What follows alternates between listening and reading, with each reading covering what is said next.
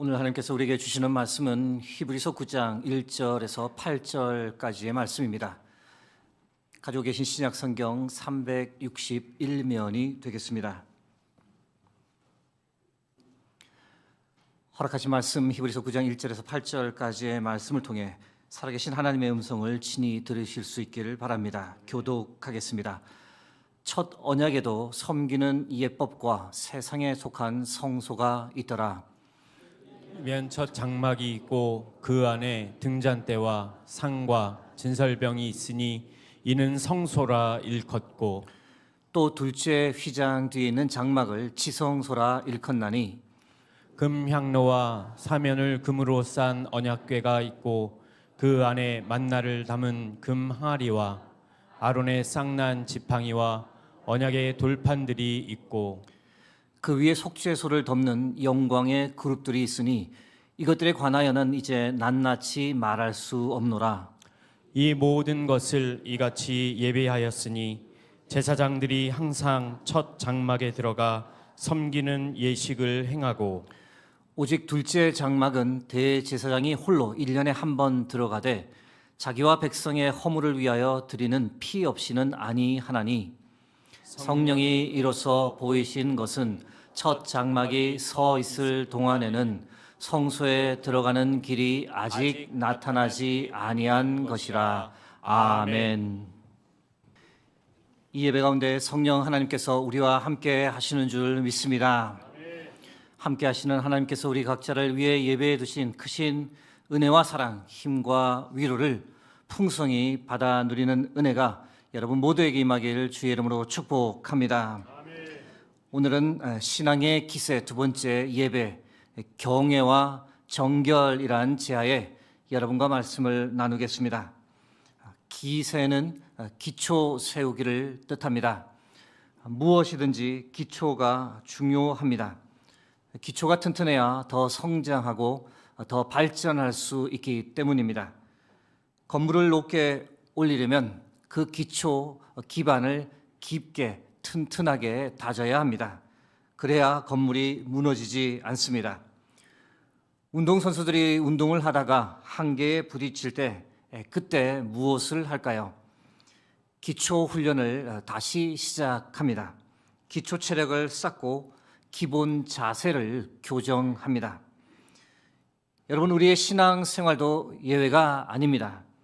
우리의 신앙이 무너진 것 같을 때, 내 삶이 무기력하다라고 느껴질 때, 그리스도인으로서의 믿음의 능력이 없다라고 생각될 때, 그때 우리가 반드시 체크해야 할 것 바로 신앙의 기초입니다. 그렇다면 우리 신앙의 기초가 무엇일까요? 이 질문은 관점에 따라 다양하게 답할 수 있을 텐데, 실천적 관점에서 답하자면 신앙의 기초적인 기본 생활을 가리킵니다. 예를 들면 예배, 기도, 말씀, 성도의 교제, 신앙 교육, 봉사와 섬김, 전도와 선교입니다. 신앙의 기초 생활 몇 가지를 점검하며 2026년 새해를 여러분과 시작합니다. 우리의 신앙을 바로 세우기 위함입니다.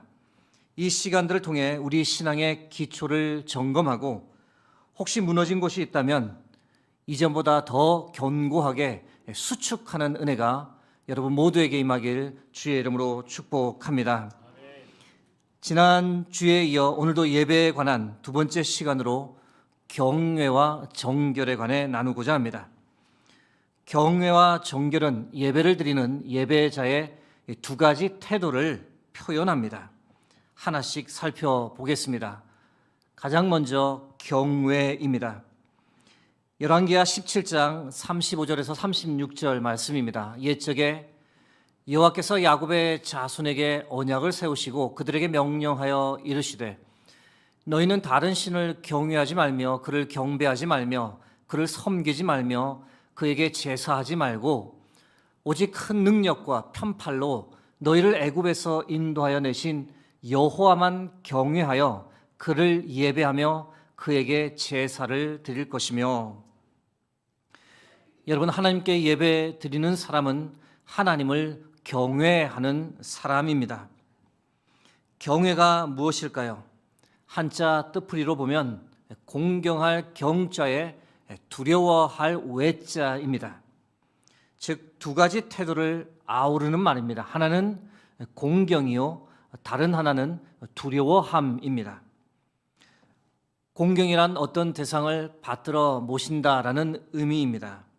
여러분, 누군가를 공경하면 어떤 태도, 어떤 자세가 나올까요? 그분을 무겁게, 신중히, 그리고 존중히 여깁니다. 그분의 권위 또는 결정을 존중하고 그분을 만나러 갈 일이 있으면 최대한의 예의를 갖춥니다. 그분이 말할 때 주의 깊게 듣고 가르치는 바가 있다면 그것을 마음에 새기고 실천하려 애씁니다. 이것이 누군가를 공경하는 사람의 자세입니다. 공경의 반대말은 경시 또는 경멸입니다. 가볍게 대수롭지 않게 생각하고 무시하고 깔본다는 뜻입니다. 누군가를 경시하고 경멸하면 어떤 태도가 나올까요? 만날 일이 있어도 옷차림에 별 신경을 쓰지 않을 겁니다. 그 사람 말할 때 건성건성 듣고 말을 끊어가며 본인이 하고 싶은 말을 주로 할 겁니다. 하나님을 향한 우리의 예배 자세에 이것을 대입해서 한번 생각해 보고자 합니다. 여러분은 예배에 오실 때 하나님을 공경하는 마음을 가지고 예배에 오십니까? 우리는 권위가 무너져가는 시대를 살아갑니다. 맹목적인 복종을 강요하는 권위주의는 당연히 사라져야 합니다. 그러나 건전한 권위까지 이제는 무너져 갑니다. 가정에서는 부모의 권위가 무너져가고 학교에서는 교사의 권위가 땅에 떨어집니다. 국가의 권위, 법이나 정치인들의 권위가 땅에 떨어진 지는 이미 오래되었습니다. 안타깝지만 종교 지도자들의 권위도 많이 추락했습니다. 그런데 이런 현상이 하나님을 향해서도 똑같이 투영되면서 하나님의 권위도 대놓고 무시하는 시대가 되어버렸습니다. 그러나 여러분, 하나님을 공경하는 사람은 이런 시대의 흐름에도 불구하고 여전히 하나님의 권위를 인정하고 하나님의 말씀을 무겁게 받아들이고 그리고 하나님을 존중히 여기며 살아갑니다. 경외의 두 번째 자세는 두려워하는 겁니다. 하나님을 경외하는 사람은 하나님을 두려워합니다. 잘못하면 하나님께 혼날까 봐 무서워합니다. 그래서 행동이나 말을 극도로 조심하고 하나님께서 좋아하지 않는 것은 하지 않으려고 노력합니다. 또한 마지막 날에 있을 하나님의 심판을 두려워합니다. 두려움이 있기 때문에 이 땅에서 잘 살려고, 바르게 살려고 무던히 조심해서 살아갑니다.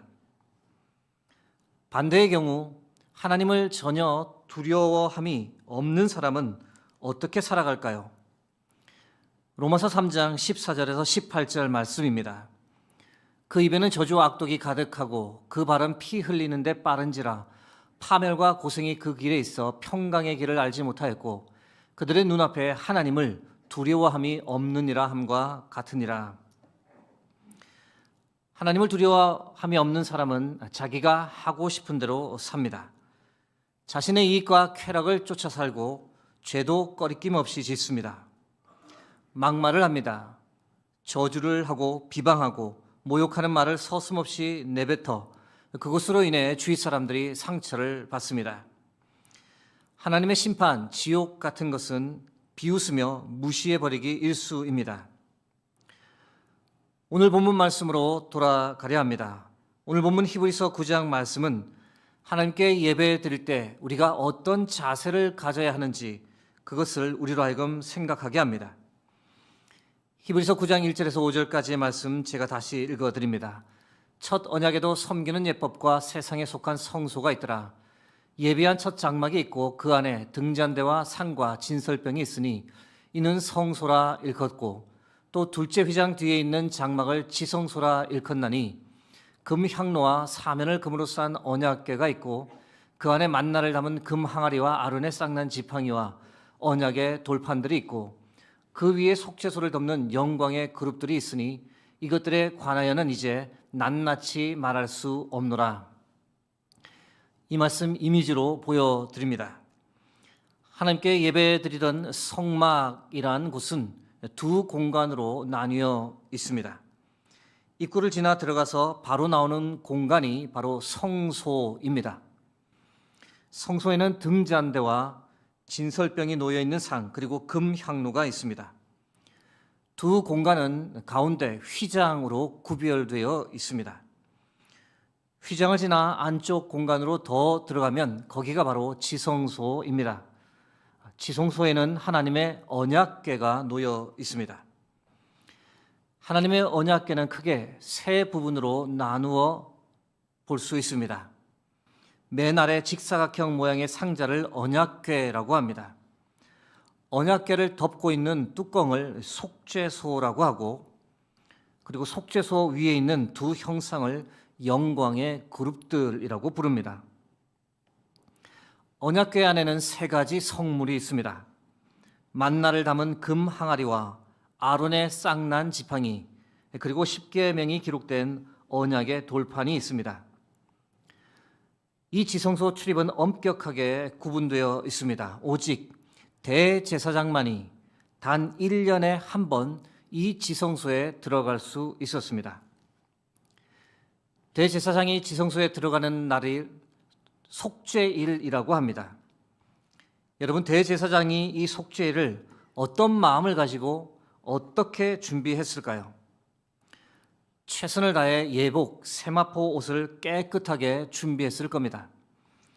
속죄일 오래전부터 마음을 정결하게 하기 위해 몸과 행동을 조심했을 것이고, 당일 아침 일찍 일어나 깨끗하게 씻고 엄격한 절차를 하나하나 철저히 준수했을 겁니다.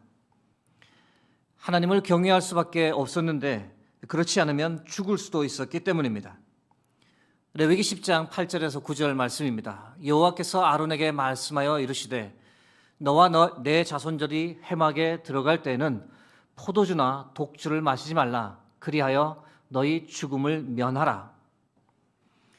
실제로 하나님께 제사를 드리다 잘못함으로 아론의 두 아들이 죽었던 사건도 이 성막에서 있었습니다.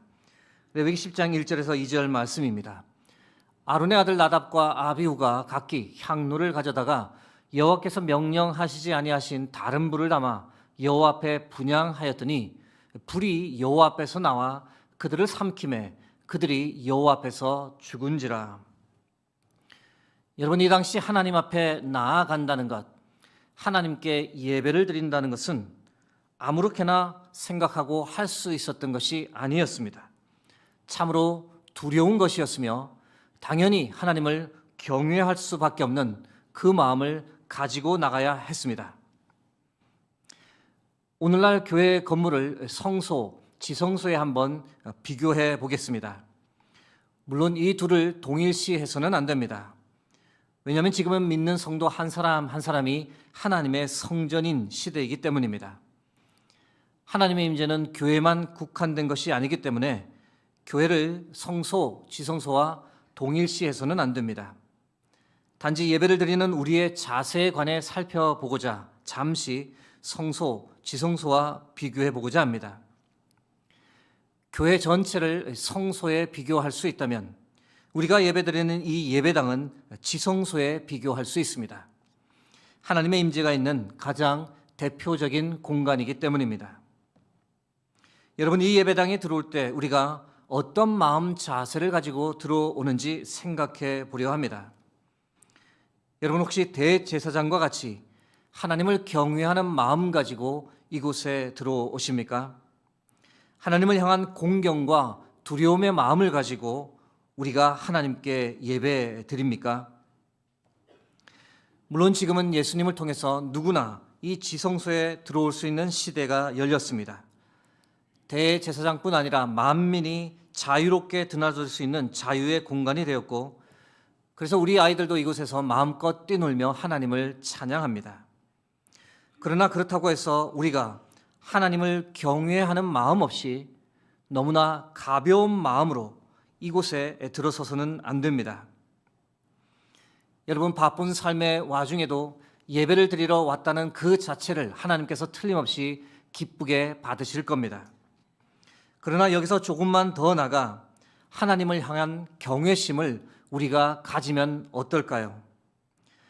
아무런 준비 없이 예배에 오거나 의무감 때문에 이곳에 앉아 있는 것이 아니라 토요일에 즐길 것 다 즐기고 피곤한 상태로 와서 시간만 때우고 가는 것이 아니라 하나님보다 가족이나 다른 사람들 시선 때문에 앉아 있는 것이 아니라 예배를 구경하다 가거나 설교를 평가하기 위해 앉아 있는 것이 아니라 하나님을 경외하는 마음으로 이곳에 와서 참된 예배를 하나님께 드리는 예배자의 삶을 우리가 살아가면 어떨까요? 과거 어르신들 중에는 그런 분들이 많았습니다. 주일에 드리는 헌금이라며 구겨진 지폐를 다리미로 다렸던 분들, 또는 미리 은행에 가 신권을 받아 주일 헌금 준비를 하던 분들이 있었습니다. 뭐 그렇게까지 하냐며 웃을 수도 있습니다. 물론 오늘날에는 적합치 않은 방법입니다. 그런데 지금도 여전히 그렇게 준비하는 분들이 있습니다. 이유가 무엇일까? 하나님께 최고의 예의를 갖추고 싶어서, 주일 예배를 조금이라도 정성껏 준비하고 싶어서 그 마음을 그렇게 표현하는 겁니다. 여러분, 하나님께서 그 마음을 어떻게 보실까요? 쓸데없는 짓 한다고 그러실까요? 아니면 그 마음을 귀하고 소중하게 보실까요? 제가 그렇게 하자는 말씀을 드리는 것이 아닙니다. 단지 그분들의 태도, 하나님을 향한 경외심은 우리가 배울 필요가 있다라는 겁니다. 여러분, 하나님을 향한 경외심이 점점 사라져가는 시대입니다. 하나님께 합당한 존경과 감사의 표현도 동시에 사라져갑니다. 이 시대에 우리에게 필요한 것이 과연 무엇일까요? 하나님을 향한 경외심을 회복하는 겁니다. 그러면 우리의 예배도 지금보다 더 은혜로운 예배로 회복될 줄 믿습니다.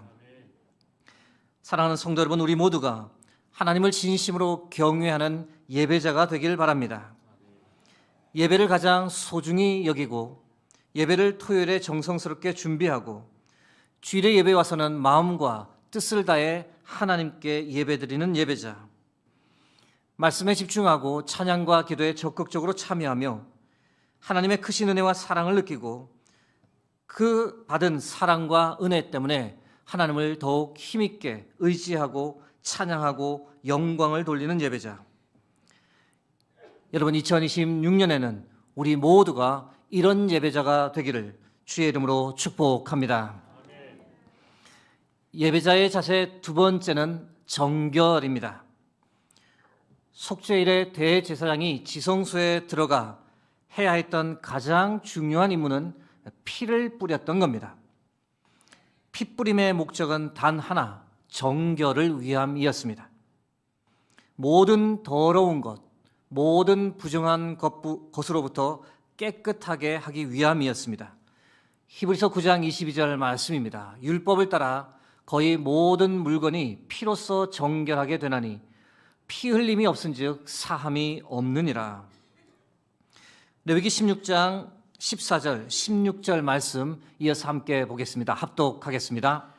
그는 또 숫송아지의 피를 가져다가 손가락으로 속죄소 동쪽에 뿌리고 또 손가락으로 그 피를 속죄소 앞에 7번 뿌릴 것이며 곧 이스라엘 자손의 부정과 그들이 범한 모든 죄로 말미암아 지성소를 위하여 속죄하고 또 그들의 부정한 중에 있는 회막을 위하여 그같이 할 것이요. 이미지를 하나 봅니다. 속죄소 앞에서 대제사장이 손에 피를 찍어 뿌립니다. 숫송아지의 피, 염소의 피를 언약궤의 뚜껑, 속죄소 동쪽, 앞쪽 위에 뿌렸습니다. 속죄소뿐 아니라 다른 성소의 기구들에도 뿌려 그 장소나 성소 기구들을 정결하게 했습니다. 속죄소나 성소의 기물을 정결하게 하였을 뿐 아니라 대제사장은 자신과 이스라엘 백성 전체를 정결하게 하는 의식도 행했습니다. 레위기 16장 17절 말씀입니다. 그가 지성소에 속죄하러 들어가서 자기와 그의 집안과 이스라엘 온 회중을 위하여 속죄하고 나오기까지는 누구든지 회막에 있지 못할 것이며, 속죄일에 행했던 이 의식, 정결을 통한 속죄는 예배의 아주 중요한 요소입니다. 사랑하는 성도 여러분, 예배에는 이 정결의 역사가 일어나는 줄 믿습니다. 우리가 왜 하나님께 예배를 드리는 것일까? 마음 좀 편안해지려고 예배를 드리는 것일까요? 기분 전환하려고 하는 것일까요? 그것이 아니라는 것을 우리가 잘 알고 있습니다. 우리는 예배를 통해 우리의 영과 혼과 육이 하나님 앞에서 정결해지기를 바랍니다. 하나님을 멀리 떠나 살았던 우리 안에 있는 더러움과 어두움, 죄악과 교만을 깨끗이 씻어내고 정결의 은혜를 받기 위해 예배를 드립니다. 그러므로 예배 오기 전부터 우리는 정결한 몸과 마음을 가지고 하나님께 나오기 위해 애써야 합니다. 성경이 이 사실을 어떻게 표현합니까? 시편 24편 3절에서 4절 말씀입니다. 합독합니다. 여호와의 산에 오를 자가 누구며 그의 거룩한 곳에 설 자가 누구인가? 곧 손이 깨끗하며 마음이 청결하며 뜻을 허탄한 데 두지 아니하며 거짓 맹세하지 아니하는 자로다. 아멘. 하나님 앞에 나오며 우리가 하나님 앞에서 정결한 마음과 정결한 몸으로 나올 필요가 있습니다. 혹 한 주간 살며 정결의 상태를 유지하지 못했다면 예배에 나와 이 예배 가운데서 정결함을 사모하고 통회하고 자복하는 시간을 가져야 합니다. 시편 51편 17절 말씀입니다. 하나님께서 구하시는 제사는 상한 심령이라. 하나님이여 상하고 통회하는 마음을 주께서 멸시하지 아니하시리이다. 그런 이유 때문에 우리는 예배 중에 참회와 용서의 기도를 드립니다. 우리 자신을 겸손히 돌아보고 우리의 연약함, 죄악을 하나님께 낱낱이 아뢰며 용서해 달라고 간구합니다. 하나님의 영이신 성령께서 이 자리 가운데 함께 하셔서 우리 마음 가운데 찾아오셔서 우리의 더러워진 심령을 정결하게 해주시고 정직한 영으로 바꾸어 달라고 기도합니다. 그래서 예배 중에 하나님의 거룩함이 우리에게 임할 때 부정한 것들, 불순한 것들, 거짓된 것들이 다 태워지고 사라지며 우리가 정결해집니다. 죄로부터의 해방감, 어두움으로부터의 탈출, 부정한 것에서 정결함으로 가득 차는 하늘의 기쁨을 맛보는 은혜가 예배 중에 우리에게 임하는 겁니다. 여러분, 우리가 이 정결의 은혜를 누리도록 예수님께서 우리를 위해 행하신 그 일을 생각해 보기 원합니다. 히브리서 9장 11절에서 12절, 14절 말씀입니다. 그리스도께서는 장래 좋은 일에 대제사장으로 오사 염소와 송아지의 피로 하지 아니하고 오직 자기의 피로 영원한 속죄를 이루사 단번에 성소에 들어가셨느니라. 하물며 영원하신 성령으로 말미암아 흠없는 자기를 하나님께 드린 그리스도의 피가 어찌 너희 양심을 죽은 행실에서 깨끗하게 하고 살아계신 하나님을 섬기게 하지 못하겠느냐. 예수님께서 이 땅에 대제사장으로 오셨습니다. 우리를 구원하기 위해, 우리를 정결하게 하기 위해 예수님께서 십자가에서 죽으셨습니다. 그때 성소의 휘장이 위에서부터 아래까지 둘로 찢어졌습니다. 무엇을 상징하는 것일까? 이제부터 지성소에 대제사장뿐 아니라 누구나 들어갈 수 있는 시대가 시작되었음을 보여주는 상징적 사건이었습니다. 예수님께서 우리 모두를 위해 길을 열어주셨습니다. 그뿐입니까? 우리를 정결케 하기 위해 보혈의 피를 예수님께서 친히 우리에게 뿌려주셨습니다. 불완전한 수송아지 염소의 피가 아니라 자신의 피를 뿌려주셨습니다. 우리를 더러움과 죄악에서 단번에 구해 주셨습니다. 그뿐입니까? 우리에게 거룩한 옷을 입혀주셨고 우리를 하나님의 자녀라 칭해 주셨습니다. 여러분, 예배는 예수 그리스도 보혈의 능력을 통한 정결의 은혜가 나타나야 합니다. 모든 어두움과 더러움으로부터 우리를 깨끗게 해주시는 이 정결의 은혜가 예배 가운데 나타나야 합니다. 이 은혜를 누리기 위해 우리가 어떤 마음 자세로 예배에 나와야 할까요? 사모하며 나와야 합니다. 준비하고 나와야 합니다. 정결한 마음 가지고 또 정결하기를 소망하며 나와야 합니다.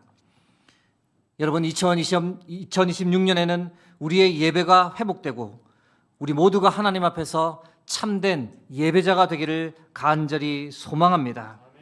예배를 드릴 때마다 우리의 삶 가운데 하나님을 경외하는 마음이 충만하고 예배 때마다 우리를 정결케 하시는 하나님의 은혜, 우리의 삶을 어두움과 더러움으로부터 보호해 주시는 그 은혜를 충만히 누리며 살아가는 참된 예배자가 되기를 주의 이름으로 축복합니다.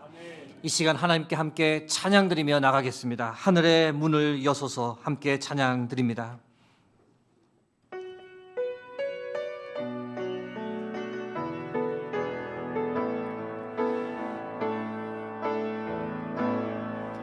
하늘의 문을 여소서 이곳을 주목하소서 주를 향한 노래가 꺼지지 않으니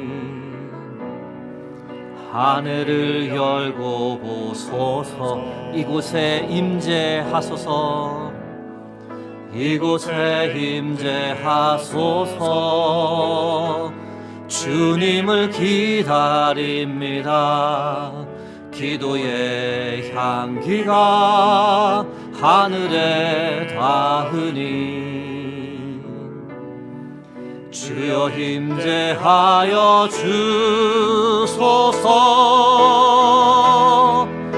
이곳에 오셔서 이곳에 앉으소서 이곳에서 드리는 예배를 받으소서 주님의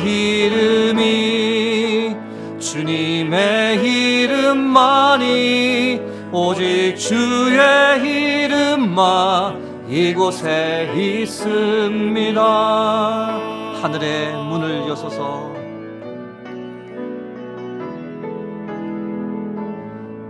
하늘의 문을 여소서 하늘의 문을 여소서 이곳을 주목하소서 주를 향한 노래가 꺼지지 않으니 하늘을 열고 보소서 이곳에 임재하소서 주님을 기다립니다. 기도의 향기가 하늘에 닿으니 주여 임재하여 주소서 이곳에 오셔서 이곳에 앉으소서 이곳에서 드리는 예배를 받으소서 주님의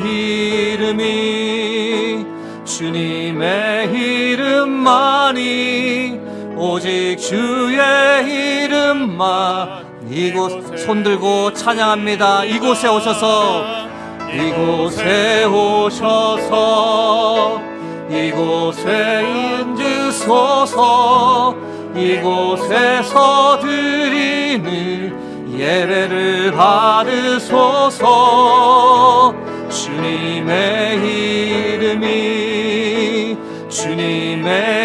이름만이 오직 주의 이름만 이곳에 오직 주의 이름만 이곳에 있습니다.